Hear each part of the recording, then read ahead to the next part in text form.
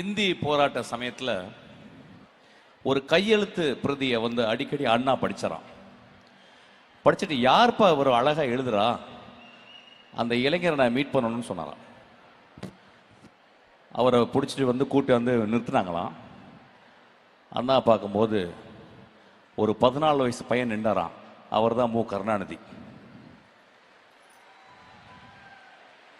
அவர் shock ஆயிட்டாராம்.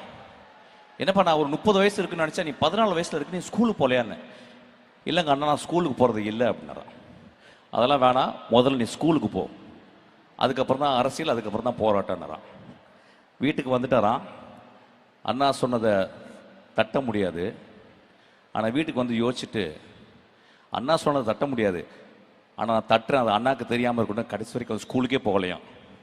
அவர் ஸ்கூலுக்கு போகாமல் வாழ்ந்ததுனால தான் நீங்கள்லாம் ஸ்கூலுக்கு போகிறீங்க.